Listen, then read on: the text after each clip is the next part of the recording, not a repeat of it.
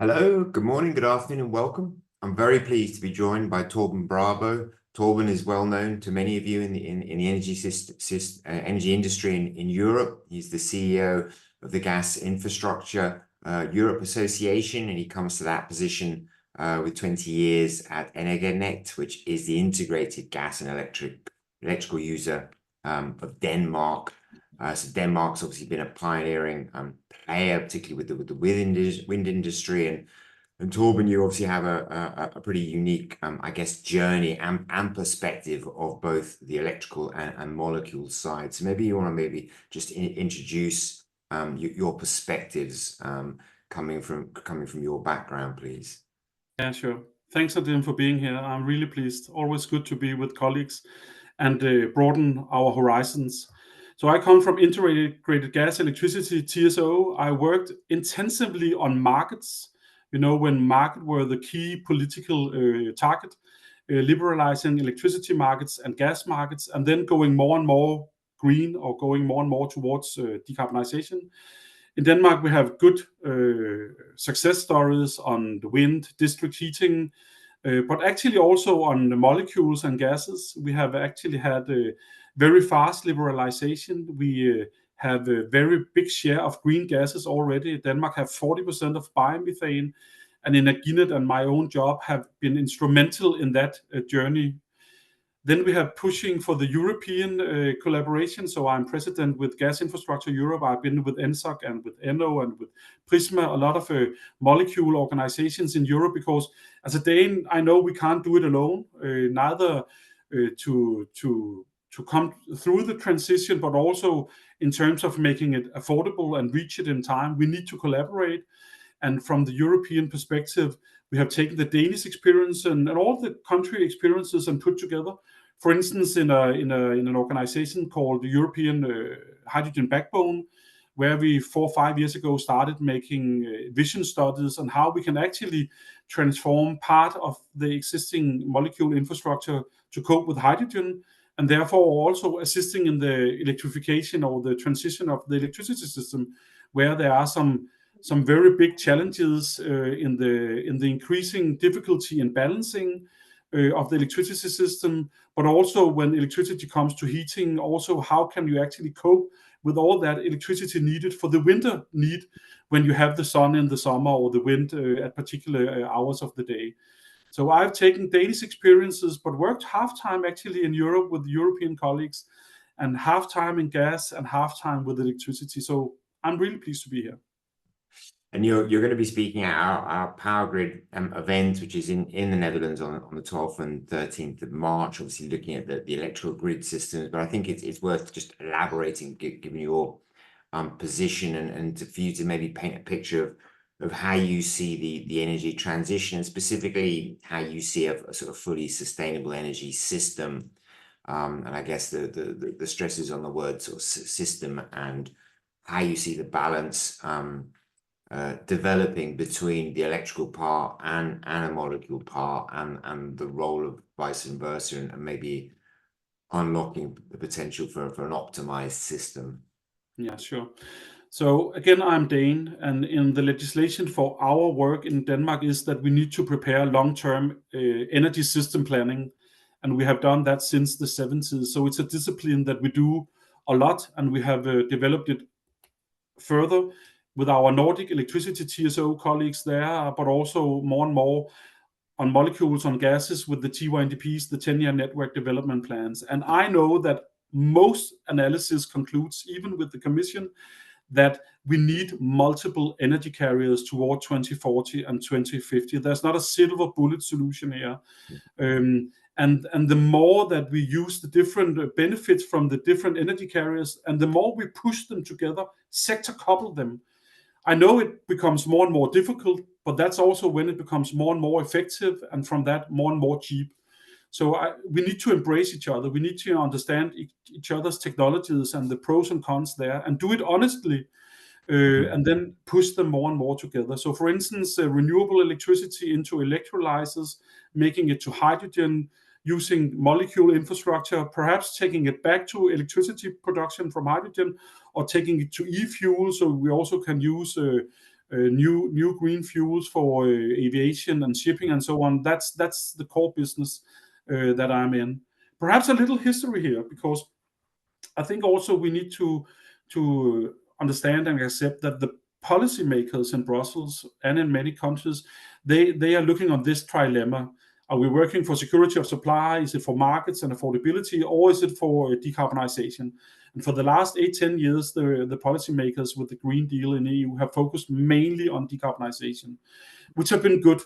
But in 2018-19, actually Euroelectric and ENTSOG came with studies acknowledging that we can't electrify all. There is actually some parts of the energy system that it will become very expensive, or it will take many years, or it is impossible. And until 2018, a lot of policymakers and stakeholders actually believed that we could reach full electrification.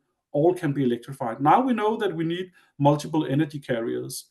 And that means that we need to leave the work and how we actually analyzed in the past, and also adapt to new methods. Perhaps another example, and then you can come with a new question. We had the energy crisis in 2021. For sure, a part of that came from the Russian invasion in Ukraine and very high gas prices. But there were also parallel and incidents happening in the electricity system in the same year, not related to gas, not related to energy prices, with the low water, nuclear power was out, etc., which actually increased the prices as well. And we saw that also in electricity, it can be expensive even now. And we are talking about using that technology more and more in 10, 20-year scale. We also saw that balancing the ancillary services markets were really expensive in those periods, because it became extremely expensive to balance the electricity grid. And again, that's some of the first few steps that we need to deal with. On the other hand, we saw on molecules, actually we shifted away the largest part of Russian gas in 18 months. We actually invested very cheaply and effectively in new pipelines, the LNG import terminals, so we could remove 80-90% of the Russian gas. And that is actually 10% of all European energy consumption, meaning that in 18 months, we shifted 10% point of all European energy consumption from Russian gas to other molecules. Also showing the ability of a very flexible, interconnected system, and that have impacted a lot on the political systems. What I hear from Brussels right now, from Ursula von der Leyen and her mission letters to the commissioners and so on, is going from, let's say, still main focus on energy efficiency and electricity for sure, but more and more pragmatism and realism on industrial growth, molecules, e-fuels, and so on. So I think that we have a more balanced perspective on the future in the political setting right now. Yeah, I mean, that makes a lot of sense. I mean, obviously there is innovation that's going to occur across obviously the whole energy spectrum, innovation both in power grids and what you can send down existing lines and dynamic line rating and other technologies, as well as trying to look to increase and harness renewable electricity when you can. But what you're saying is, I guess, a bit more understanding on some of the issues around resiliency, storage, and obviously the impact of the Ukraine war has shown how quickly we can change. I guess the big question mark is around that innovation piece and how it's a technology race. So how do we know which technology will ultimately be cheaper, or which combinations of different technologies will be cheaper? But I guess that is part of the journey. As you start on that journey, you start learning, and markets will tend to determine, or technology will determine that. I mean, do you have a clear vision of how you see the energy system being in 2050? And how does it actually play out, and what do the regulators need to do in order to try and incentivize? Because clearly there's a lot of lobbying, there's a lot of big discussions around the efficiency of, as you mentioned, the pathway from taking electricity into hydrogen and back into electricity again. there needs to be some real value placed upon that journey because of the energy losses. And clearly that value is resiliency and moving energy through time, or indeed moving it through regions to having a well operating pan-European electricity grid. What are some of your thoughts around how do we get there, and where are we actually going? We're going to an integrated system, but what do regulators need to be wary of in terms of designing that system and trying to maybe have a system that's flexible enough to let the technologies do their work, as it were? It's a really complex answer.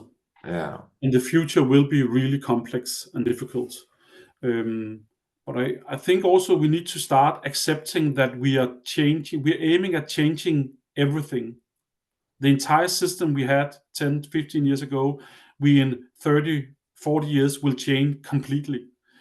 And we have never done that before. So we also need to be a little bit realistic in what we see, and not only have, let's say, pure and only optimistic assumptions in the different technologies.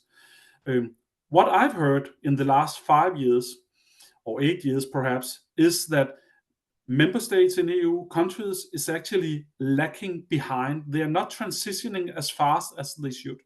The Commission targets are there, the countries make national energy climate plans, and every year they are behind that transition in their own country. I've heard Wind Europe for 5 years in a row saying that every year they lose 50% of the development.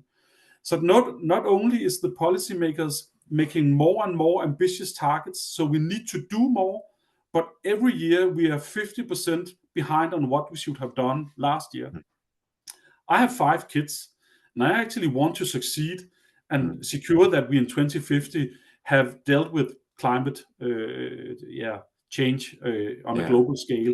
And that means that we cannot be 50% delayed every year. Not now, because of the Russian invasion and the reinforced political efforts in Repower EU, we have seen an acceleration. Now it's probably only a quarter of a year or a quarter of a change that we are lacking behind every year. So that's an improvement.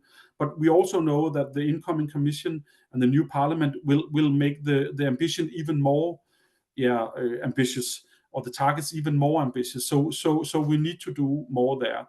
And there I think that we need to look on a more pragmatic regulation. And it also goes for the regulators. A key learning for me, also for the Commission, I don't know how well accepted that is generally. That is a word that you said, markets will not deal with this. Markets will not deliver the solutions. What we actually saw when we stressed the system, as we did in 21, 22, markets didn't deliver. We saw the Commission coming with a lot of new legislation, very specifically price caps, storage filling, and so on, to push the market because it didn't deliver. I'm a market person, so I know the market can do it, but not in 35 years or 30 years. So if you want to do it that fast, you need more regulation. We also saw that many national countries, they went into taking the responsibility themselves. They bought gas themselves. They were very nationalistic. On some points, we actually lost solidarity with neighbors and for the European Union. And that's also the wrong way. So if Europe wants to succeed, we need to accept that it is complex. We need to accept the uncertainties. And we can only accomplish that if we do it together. But just accepting that markets will not deliver, we need more push. So for instance, in the electricity market design, which have been now accepted both in council and parliament, there is also focus on capacity markets and how governments can use state subsidies or state financed mechanisms to secure that there is capacity enough. And I also read in the mission letters from Ursula von der Leyen that the many commissioners should look positively in how state grants and state financing can be more flexible. And again, we're talking about accelerating the development. Whether it's possible, whether we actually have components enough, or raw materials enough, or supply chains enough, or whether Yeah. they're cheap enough. That's the next question. But now I see politically that they are pushing for that. And then perhaps again, a low-hanging fruit is here that from Gas Infrastructure Europe, we have assessed within the last half year transmission, storage, and the LNG terminals, and all of them are future-proof. Already now, we have 1,000 terawatt hours of storage available for natural gas or biomethane, which can fairly cheaply be converted into hydrogen if consumers and policymakers actually want that. And today, storages in methane, meaning natural gas or biomethane, is extremely cheap compared to batteries, which in any case is available in a tiny scale compared to the 1,000 terawatt hours. So I think also we need to take a step away and actually look on what are the technologies, not only the ones that we like the most, but also the neighboring technologies, and then accept some of them are actually there today, and they are very cheap to transform or repurpose towards other purposes, and then accept that also. So it's not only what we like, and then be half a year delayed, but it's also a little of what is actually effective. And then let's see where we are in 5-10 years. Then it might be batteries have gone through an accelerated transition. They might be even bigger and cheaper. I don't know. It might be that we have actually learned that we can use some of the existing infrastructure already in the ground. We don't need an environmental impact assessment. We don't need permits. They are already in the ground.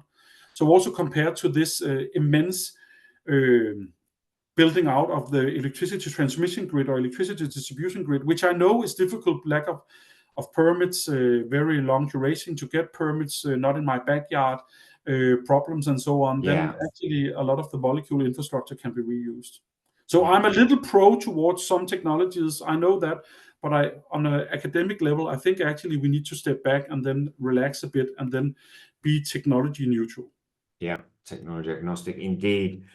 That's certainly a voice of pragmatism there, Torben, and I, like you, have 5 children in my blended family, but I certainly hope that we're going to get there come 2050, and we're looking to offset what is certainly some scary thoughts if we don't do this, and if we don't start meeting these targets, and we need to do it we need to do it well, and a huge challenge awaits, but certainly a very interesting challenge, and one that surely we're capable of rising to with the innovation ingenuity that we can deliver.